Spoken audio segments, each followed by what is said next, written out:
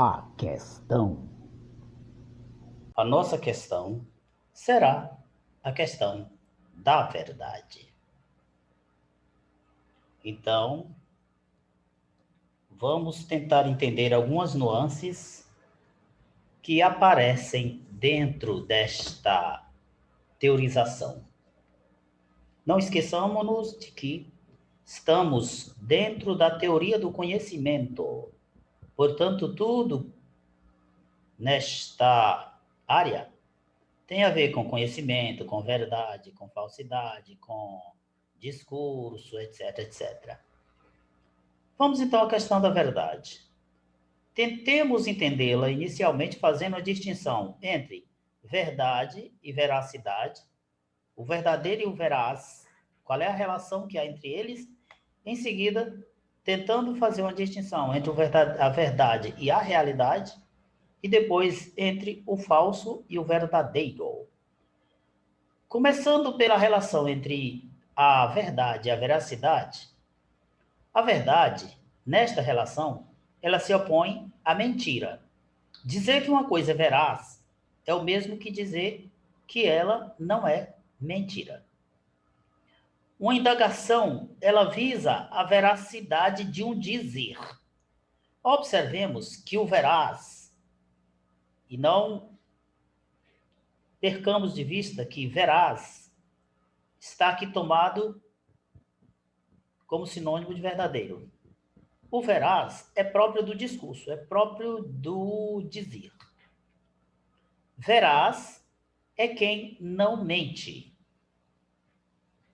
Quando quero saber se um dizer é verdadeiro ou falso, aí eu busco a correspondência entre aquilo que é dito e a realidade. É sempre importante ter em mente o seguinte: eu nunca posso perguntar se algo é verdadeiro ou falso. Por exemplo, se eu pego um celular nas minhas mãos, aí eu digo, este celular é verdadeiro ou falso? Ele é verdadeiro. Qualquer coisa, enquanto matéria, enquanto objeto, é verdadeiro. Se eu digo assim, este celular é o verdadeiro celular que a rainha da Inglaterra usou, se ele não for, aí nós teremos uma mentira. Mas a mentira não está no celular, o celular continua verdadeiro. Estará no discurso de alguém que provavelmente falou que aquele era o celular que a rainha da Inglaterra usou. Então, essa questão da busca do verdadeiro, ela é um problema epistemológico por natureza.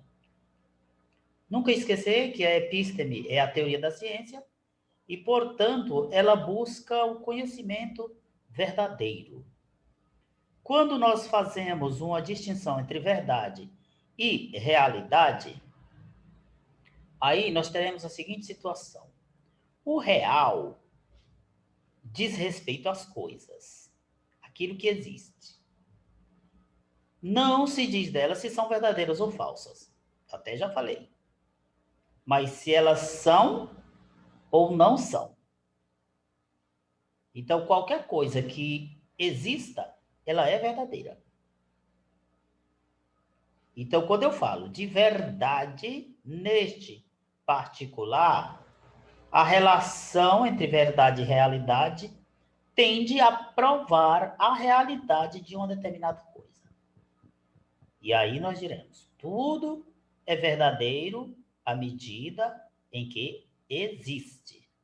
Espero que vocês não estejam se confundindo. Olha o exemplo que nós temos aí. Este colar é de ouro. Isso aí vai ser verdade se o colar for de ouro. Mas o colar como tal é verdade enquanto ele existe e está ali. Então, quando eu comprovo se o colar é de ouro ou não, aí eu estou fazendo uma apreciação de um dizer. Provavelmente alguém disse que ele era de ouro, e aí eu vou comprovar. Uma vez que eu comprove que ele é de ouro, fica provado, então, ao mesmo tempo que ele é real e que o que se disse dele é verdadeiro.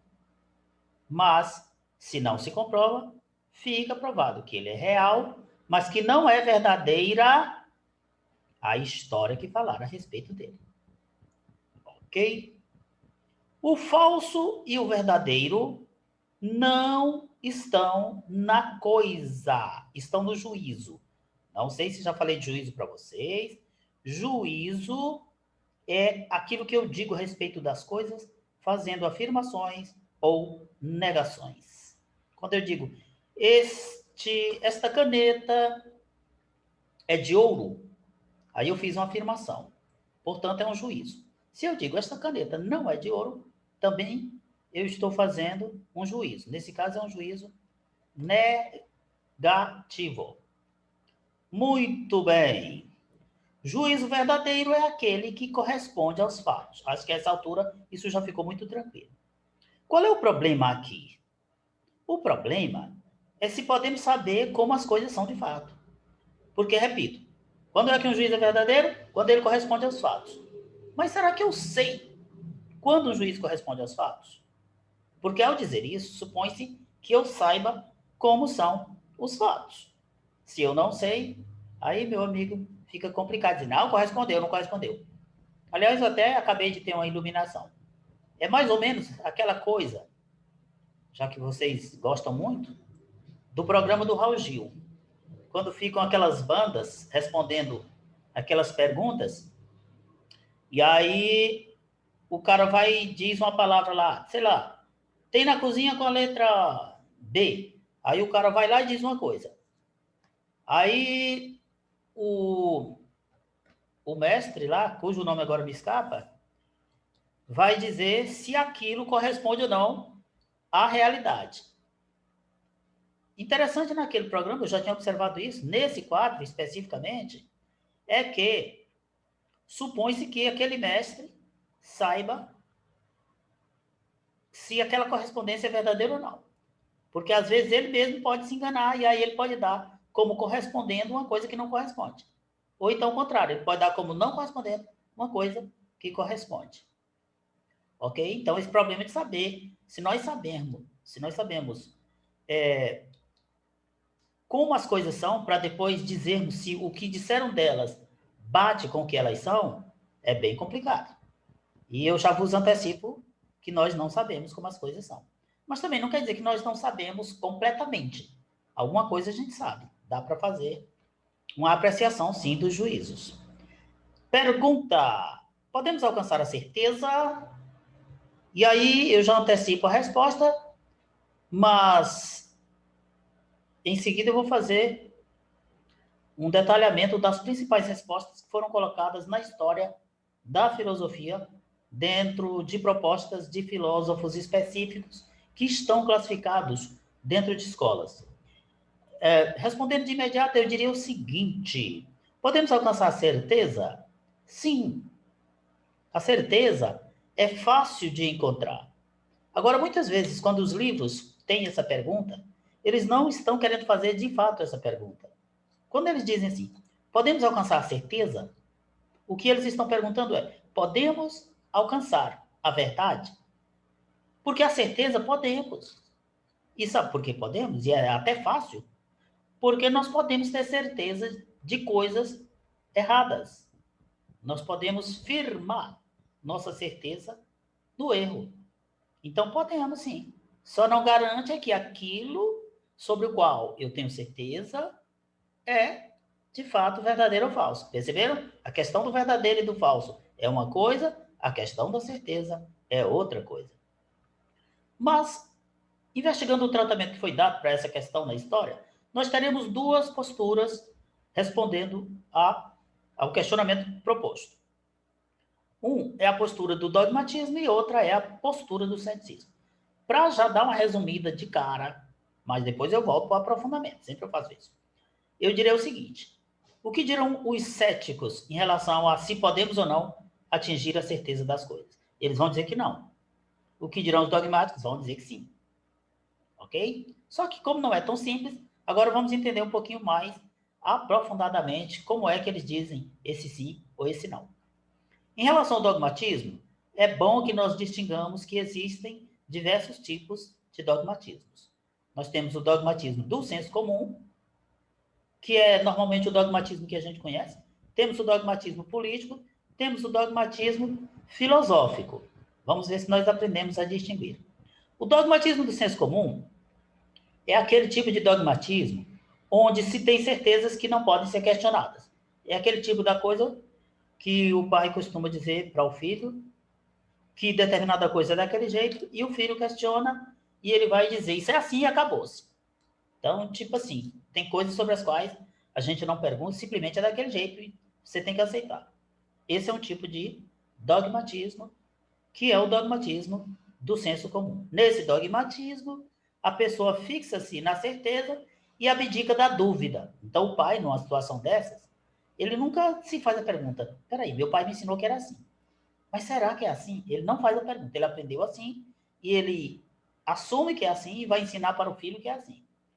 Percebam que na vida da gente existem inúmeras certezas advindas do senso comum? Pois é, vem sim.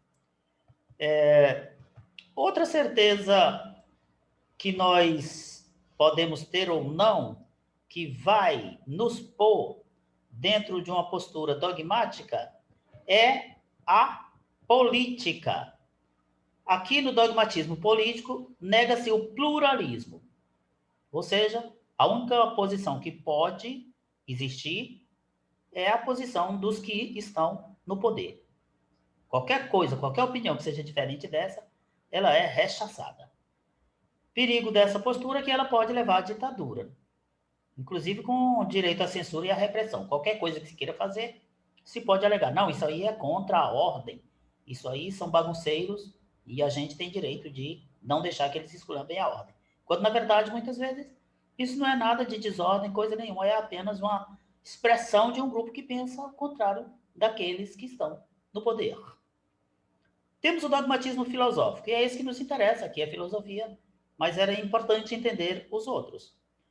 No sentido negativo, atribuído ao dogmatismo acrítico do senso comum, não esqueça, o dogmatismo do senso comum é acrítico. Se eu pergunto, por que é que o dogmatismo do senso comum é acrítico?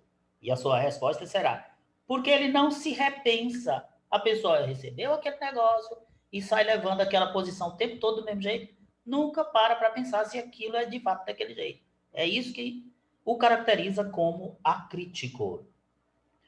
Mas o dogmatismo da filosofia, ele não pode ser chamado de acrítico. A filosofia dogmática, ela caracteriza os filósofos que estão convencidos de que a razão pode alcançar a certeza absoluta.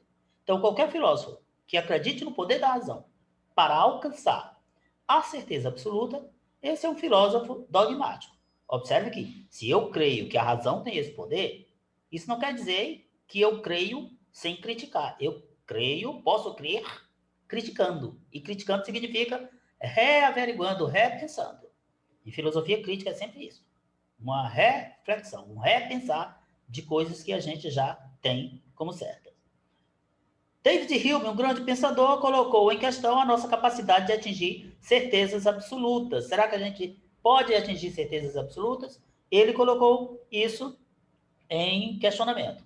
Kant vai dizer, nós podemos conhecer apenas os fenômenos e nunca podemos conhecer como as coisas são em si. Kant trabalha com duas categorias específicas neste campo da filosofia, que é o campo do nômeno e o campo do fenômeno. O campo do fenômeno é como as coisas aparecem para nós. O campo do número é como as coisas são. O que Kant diz? Nós não temos domínio nenhum no campo do número. Nunca saberemos como as coisas são. Mas como elas aparecem para nós, isso nós temos. Então, nós trabalhamos dentro do espectro do fenomênico, daquilo que aparece e daquilo que, para nós, se encarna de um determinado jeito. E por último, temos a questão dos céticos, que serão exatamente os opositores dos dogmáticos, e os céticos vão dizer: não é possível atingir o conhecimento certo e seguro das coisas. Eu já falei disso, e aí nós temos o grande Gorgias, um dos maiores representantes do ceticismo, e, consequentemente, é um cara famoso também porque aparece muito nas obras do Platão, sempre lá ao lado do Sócrates, em grandes embates. Gorgias vai apresentar a questão do ceticismo em 3 teses. 1, o ser não existe. 2, se ele existir, eu não posso conhecê-lo. E 3, se ele existir e eu puder conhecê-lo, eu não posso comunicá-lo. Bom, aí nós temos o quê? 3 ideias. Uma ideia que se refere ao ser, outra que se refere ao pensar e outra que se refere ao dizer. A crítica dos pensadores que identificam o pensamento acerca do real com a realidade das coisas. Gorgias faz essa crítica. Uma coisa é o que eu penso ser real, outra coisa é este meu pensamento que eu tenho na conta de real bater com a realidade daquilo sobre o qual eu trabalhei esse pensamento. Por fim, falemos algo sobre Pirro de Eleia. Ele teve a oportunidade de conhecer diversos povos e diversas culturas e civilizações, viu que as culturas e civilizações se confrontavam, cada um tinha a sua verdade, e no final das contas, ele chegou à seguinte certeza: quer saber? Se todo mundo diz que está certo e dá seus argumentos, formula-os de maneira bem bacana, acho que não dá nunca para a gente chegar a um conhecimento certo, seguro das coisas. Não, sempre haverá alguém que poderá combater o meu conhecimento, a minha formulação, a minha postura. Então ele vai dizer o quê? Segundo Pirro, a melhor maneira de um sábio se colocar na vida é abdicar da certeza.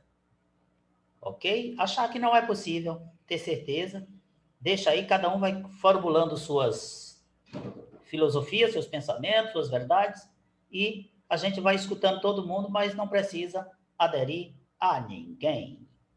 Muito bem, tempo passado, por hoje é só. Gratos pela atenção e até a próxima, nesta mesma emissora, neste mesmo canal, neste mesmo horário. Até!